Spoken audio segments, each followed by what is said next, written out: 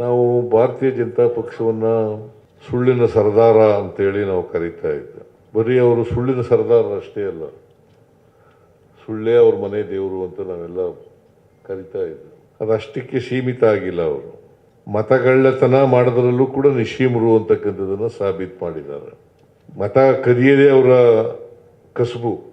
ಅದಕ್ಕೋಸ್ಕರ ಭಾರತೀಯ ಜನತಾ ಪಕ್ಷದವರು ಇತ್ತೀಚಿನ ವರ್ಷಗಳಲ್ಲಿ ಮತಗಳ್ಳತನ ಮಾಡಿ ಲೋಕಸಭೆಯಲ್ಲಿ ಲೋಕಸಭಾ ಚುನಾವಣೆಯಲ್ಲಿ ಮತ್ತು ಅಸೆಂಬ್ಲಿ ಚುನಾವಣೆಗಳಲ್ಲಿ ಅಧಿಕಾರಕ್ಕೆ ಬಂದಿದ್ದಾರೆ ಅಂತಕ್ಕಂಥದ್ದನ್ನು ಇವತ್ತು ಭಾಳ ಸ್ಪಷ್ಟವಾಗಿ ಹೇಳಲಿಕ್ಕೆ ಬಯಸ್ತಾ ಇದ್ದೇನೆ.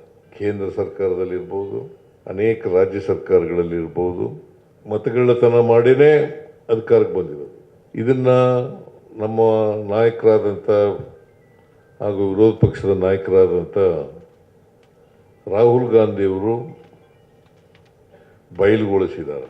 ಬರೀ ಬಯಲುಗೊಳಿಸೋದು ಆರೋಪ ಮಾಡಿರೋದು ಅಷ್ಟೇ ಅಲ್ಲ, ಬರೀ ಆರೋಪ ಮಾಡಿಲ್ಲ, ಸಾಕ್ಷ್ಯಾಧಾರವಾಗಿ ಸಾಕ್ಷ್ಯವನ್ನು ಇಟ್ಕೊಂಡು ಅವರನ್ನು ಬಯಲುಗೊಳಿಸ್ತಕ್ಕಂಥದ್ದನ್ನು ಮಾಡಿದ್ದಾರೆ.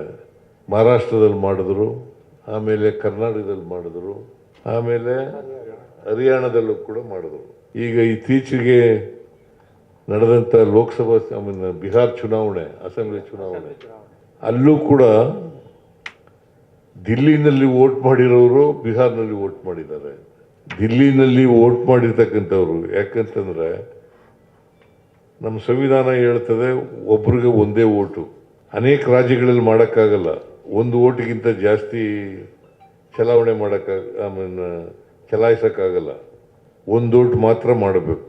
ಅವರು ದಿಲ್ಲಿನಲ್ಲೂ ವೋಟ್ ಮಾಡ್ತಾರೆ, ಬಿಹಾರ್ನಲ್ಲೂ ವೋಟ್ ಮಾಡ್ತಾರೆ. ಇದು ಸಂವಿಧಾನ ಬಾಹಿರ. ಇವತ್ತು ಸಂವಿಧಾನ ಬಾಹಿರವಾಗಿ ಅಧಿಕಾರ ಹಿಡಿತಕ್ಕಂಥದ್ದು ಇದೆಯಲ್ಲ, ಇದು ಸಂವಿಧಾನಕ್ಕೆ ವಿರೋಧಿಯಾದದ್ದು ಮತ್ತು ಪ್ರಜಾಪ್ರಭುತ್ವ ಮೂಲ ತತ್ವಗಳಿಗೆ ವಿರುದ್ಧವಾದದ್ದು. ಇದನ್ನು ಮಾಡಿದ್ದಾರೆ. ಈಗ ರಾಹುಲ್ ಗಾಂಧಿಯವರು ಕರ್ನಾಟಕಕ್ಕೆ ಬಂದಿದ್ದರು. ಮಹದೇವಪುರದಲ್ಲಿ ಏನು ನಡೆದಿದೆ ಲೋಕಸಭಾ ಚುನಾವಣೆಯಲ್ಲಿ, ಮನ್ಸೂರ್ ಅಲಿ ಖಾನ್ ಅವ್ರು ಸೋಲ್ಬೇಕಾದ್ರೆ ಏನು ಕಾರಣ ಅಂತಕ್ಕಂಥದ್ದನ್ನು ಸಾಕ್ಷ್ಯಾಧಾರಿತವಾಗಿ ಜನಗಳ ಮುಂದೆ ಪ್ರದರ್ಶನ ಮಾಡ್ತಕ್ಕಂಥ, ಜನರಿಗೆ ಹೇಳ್ತಕ್ಕಂಥ ಕೆಲಸವನ್ನು ಮಾಡಿದ್ದಾರೆ. ಮಲ್ಲಿಕಾರ್ಜುನ್ ಖರ್ಗೆ ಅವರು, ರಾಹುಲ್ ಗಾಂಧಿಯವರು, ವೇಣುಗೋಪಾಲ್ ಅವರು, ಸುರ್ಜೇವಾಲಾ ಅವರು, ನಾನು ಮತ್ತು DK ಶಿವಕುಮಾರ್ ಅವರು ಮತ್ತು ಕರ್ನಾಟಕದ ಅನೇಕ ಮಂತ್ರಿಗಳು, ಶಾಸಕರು, ನಾಯಕರುಗಳು ಅವರೆಲ್ಲರೂ ಕೂಡ ಭಾಗವಹಿಸಿದರು.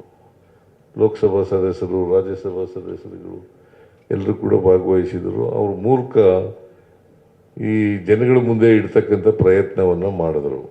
ಈಗ ಇಷ್ಟೆಲ್ಲ ನಡೆದಿದ್ರು ಕೂಡ ಮಹಾರಾಷ್ಟ್ರದಲ್ಲಿ ನಡೀತು,